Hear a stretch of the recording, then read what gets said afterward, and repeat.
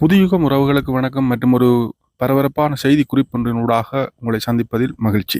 Easter தாக்குதல், உயிர்த்த ஞாயிறு தாக்குதல் தொடர்பில் ஜனாதிபதி ஒரு செய்தி குறிப்பொன்றை வெளியிட்டிருக்கிறார். அவர் கடந்த காலங்களில் சொன்னது போல இந்த உயிர்த்த ஞாயிறு தாக்குதலின் நினைவு தினம் இன்னும் நாளைய தினம் இடம்பெற இருக்கின்ற நிலையில இந்த உயிர்த்த ஞாயிறு தாக்குதல் தொடர்பிலான தகவல்களை தான் வெளியிட இருப்பதாக தெரிவித்திருந்தார். அந்த வகையில் இன்றைய தினம் ஜனாதிபதி ஒரு செய்தி குறிப்பொன்று வெளியிட்டிருக்கிறார். அது என்ன என்பது தொடர்பிலையும் அதில் என்னென்ன விடயங்கள் தெரிவிக்கப்பட்டிருக்கின்ற தொடர்பிலையும் விரிவாக பார்ப்போம்.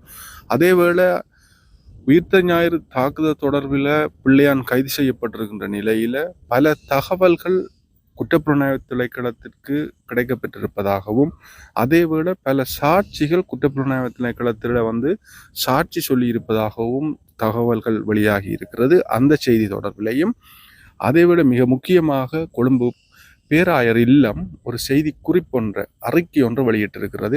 இந்த அறிக்கை தொடர்பிலும் அந்த அறிக்கையில் என்ன விடயங்கள் குறிப்பிடப்பட்டிருக்கின்றன என்பது தொடர்பிலையும் விரிவாக பார்க்கலாம். வாங்குவோம். அதுக்கிடையில் எங்களுடைய சேனலை சப்ஸ்கிரைப் செய்யாதாக்கள் சப்ஸ்கிரைப் செய்து கொண்டு காணொலியை பாருங்கொண்டு கேட்டுக்கொண்டு வாங்குவோம் விரிவான செய்திகளுக்குள்ளே போவோம். உயிர்த்த ஞாயிறு தாக்குதல் தொடர்பில் ஜனாதிபதி அவர்கள் தெரிவித்திருக்கின்ற கருத்தை நாங்கள் முதல்ல பார்த்து கொள்வோம். அந்த வகையில் அதிகாரத்தை கைப்பற்றுவதற்காகவே 2019ஆம் ஆண்டு உயிர்த்த ஞாயிறு தினத்தில் தாக்குதல் நடத்தப்பட்டுள்ளதாக ஜனாதிபதி அனுரகுமார திசாநாயக்க தெரிவித்திருக்கிறார். இன்றைய தினம் பொலனறுவையில் நடைபெற்ற மக்கள் சந்திப்பு ஒன்றில் கலந்து கொண்டு உரையாற்றுற போதே அவர் இந்த கருத்தை தெரிவிச்சிருக்கிறார். 2019 ஏப்ரல் மாதம் முதல் 2024 செப்டம்பர் மாதம் வரையிலான 5.5 ஆண்டுகள் விசாரணைகள் என்ற போர்வையில் தாக்குதலுடன் தொடர்புடையவர்களின் தகவல்களை மறைக்கும் முயற்சிகளை மேற்கொள்ளப்பட்டுள்ளதாக ஜனாதிபதி குறிப்பிட்டிருக்கிறார். 2019ஆம் ஆண்டு ஆட்சியில் இருந்த அரசாங்கத்திற்கோ 2019 நவம்பர் மாதம் உருவாக்கப்பட்ட அரசாங்கத்திற்கோ தாக்குதலுடன் தொடர்புடைய சூத்திரதாரிகளை சட்டத்தின் முன் கொண்டுவதற்கான நோக்கம் இருக்கவில்லை என அவர் மேலும் அங்கு தெரிவிச்சிருக்கிறார். இந்த அரசாங்கங்களுக்கு உண்மையான சூத்திரதாரிகளை மறைக்க வேண்டிய தேவையை காணப்பட்டதாகவும் ஜனாதிபதி அனுரகுமார திசாநாயக்க தெரிவித்திருக்கிறார்.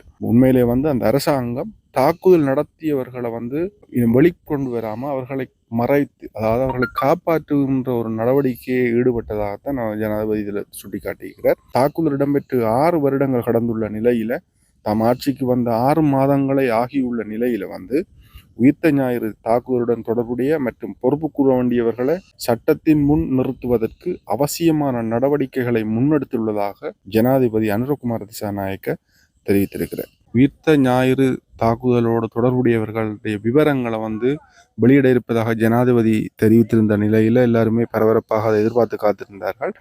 அந்த வகையில தான் ஈஸ்டர் தாக்குதல்கள் பற்றிய முக்கிய விசாரணையில் வெளியாகும் புதிய தகவல்களை உடனே வெளியிட முடியாது என ஜனாதிபதி அனுரகுமார திசாநாயக்க தெரிவித்திருக்கிறார். இது தொடர்பில் அவர் குறிப்பிடுகையில், மௌனமாக இருந்தவர்கள் இப்போது பேசத் தொடங்கியுள்ளனர். தங்களுக்கு எந்த தொடர்பும் இல்லை என்று கூறியவர்கள் இப்போது அம்பலப்படுத்தப்படுகிறார்கள். எனவே எதிர்வரும் சில விசாரணைகள் புத்திசாலித்தனமாக மேற்கொள்ளப்பட வேண்டும்.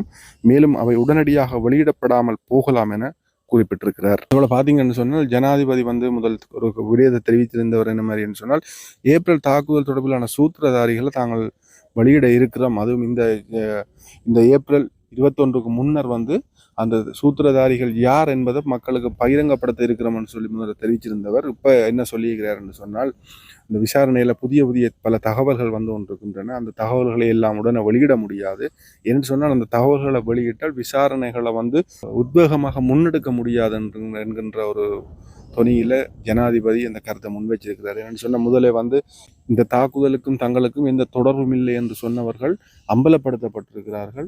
எனவே விசாரணைகளை புத்திசாலித்தனமாக மேற்கொள்ளப்பட வேண்டி இருக்கிறதால இந்த தகவல்களை, விசாரணையில் வெளிவந்த தகவல்கள், யார் யார் இதோட தொடர்பட்டவர்கள் என்கின்ற தகவல்களை உடனே வெளியிட முடியாமல் இருப்பதாக ஜனாதிபதி தெரிவித்திருக்கிறார். இதேவேளை இந்த ஈஸ்டர் தாக்குதல் தொடர்பிலான தகவல்கள் அரசாங்கம் தெரிவித்தது போல, அதாவது ஜனாதிபதி தெரிவித்தது போல வெளியிட மாட்டார்கள் என்கின்ற ஒரு கருத்தை ஏற்கனவே சில அரசியல் அவதானிகள் தெரிவித்து வந்த நிலையில பொதுமக்கள் மத்தியில் ஒரு பெரிய எதிர்பார்ப்பு ஒன்று இருந்தது, பெரிய ஒரு சலசலப்பு இருந்தது. இந்த தாக்குதலோடு தொடர்பட்டவர்கள் அம்பலப்படுத்தப்படுவார்கள், யார் இந்த நாசகார தாக்குதல்களின் சூத்திரதாரிகளாக செயற்பட்டார்கள் என்கின்ற தகவல் அம்பலப்படுத்தப்படும் என எதிர்பார்க்கப்பட்ட நிலையில ஜனாதிபதி இந்த தகவலை தெரிவிச்சிருக்கிறார். இதில் பொறுத்திருந்து பார்ப்போம், உண்மையில இந்த ஈஸ்டர் தாக்குதல் தொடர்பிலான தகவல்கள் வெளியாகுமா? அதுவும் இந்த ஆட்சி அதிகாரம் இருக்கிற இந்த நிலையில், அதாவது இந்த அரசாங்கத்தினுடைய காலப்பகுதியிலேயாவது இந்த விசாரணை முடியுமா? அந்த சூத்திரதாரிகள் வெளியிடப்படுவார்களா என்பது தொடர்பில் பொறுத்திருந்து தான் நாங்கள் பார்க்கணும். அதேவேளை பிள்ளையான் எனப்படும் முன்னாள் ராஜாங்க அமைச்சர் சிவனேசதுரை சந்திரகாந்தன் மூலம் ஈஸ்டர் தாக்குதல்கள் தொடர்பிலான பல முக்கிய உண்மைகள் குற்றப்புலனாய்வு திணைக்களத்துக்கு தெரிய வந்துள்ளதாக தென்னிலங்கை ஊடகம் ஒன்று இதனை உறுதிப்படுத்தி செய்தியாக வெளியிட்டிருக்கிறது. கிழக்கு பல்கலைக்கழகத்தின் முன்னாள் உபவேந்தரை கடத்திய சம்பவத்தில் முன்னாள் ராஜாங்க அமைச்சர் சிவனேசதுரை சந்திரகாந்தன் கைது செய்யப்பட்டார். தற்போது 90 நாட்கள் தடுப்பு காவலில் வைக்கப்பட்ட இவர் மீது ஈஸ்டர் தாக்குதல்கள் தொடர்பிலான விசாரணைகள் முன்னெடுக்கப்பட்டு வருகின்றன. அதற்கமைய ஈஸ்டர் தாக்குதல்கள் தொடர்பான பல சாட்சிகள் குற்றப்புலனாய்வுத் துறையினரிடம் ஏராளமான உண்மைகளை வெளிப்படுத்தியுள்ளதாக தெரிவிக்கப்படுகிறது. அவற்றில் குறிப்பாக ஈஸ்டர் தாக்குதல்களில் பிள்ளையானின் தொடர்புகள் குறித்தும் தகவல்கள் வெளியாகியுள்ளதாக குற்றப்புலனாய்வுத்துறை தெரிவித்திருக்கிறது. இதன்படி ஈஸ்டர் தாக்குதல்கள் குறித்த மேலும் பல சாட்சிகள் எதிர்காலத்தில் குற்றப்புலனாய்வுத்துறையின் முன் சாட்சியம் அளிக்க திட்டமிடப்பட்டுள்ளதாகவும் தெரிவிக்கப்பட்டிருக்கிறது. ஏப்ரல் 21 ஈஸ்டர் ஞாயிறு பயங்கரவாத தாக்குதலின் 6வது ஆண்டு நிறைவுக்கு முன்னர் தாக்குதலுக்கு காரணமானவர்கள் குறித்து கண்டறியப்படும் என தற்போதைய அரசாங்கம் தெரிவித்திருந்தது. அந்த வகையில் விசாரணைகளுக்கு மத்தியில் பல்வேறு தகவல்கள் வெளிவந்துள்ளதாக தெரிவிக்கப்பட்டிருக்கிறது. அதேவேளை மிகவும் முக்கியமான அறிக்கை ஒன்றை கொழும்பு பேராயர் அலுவலகம் வெளியிட்டிருக்கிறது.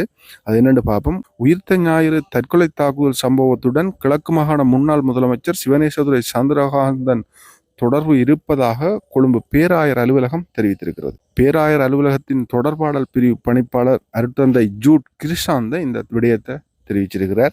2019 ஆண்டு உயிர்த்த ஞாயிறு தற்கொலை தாக்குதல் சம்பவத்துடன் பிள்ளையானுக்கு தொடர்பு உண்டு என திடமாக நம்புவதாக அவர் தெரிவித்திருக்கிறார். இந்த சம்பவம் தொடர்பில் அரசாங்கத்தினால் முன்னெடுக்கப்பட்டு வரும் விசாரணைகள் குறித்து திருப்தி அடைவதாகவும் அவர் மேலும் தெரிவித்திருக்கிறார். இன்னமும் வேகமாக விசாரணைகள் முன்னெடுக்கப்பட வேண்டும் என கோருவதாக அதில் தெரிவிக்கப்பட்டிருக்கிறது. பிள்ளையானின் சகாவாக செயற்பட்ட அசாத் மௌலானாவை நாட்டுக்கு அழைத்து வந்து விசாரணை நடத்தப்பட வேண்டும் என தெரிவித்திருக்கிறார். அந்த அறிக்கையில தெரிவிக்கப்பட்டிருக்கிறது.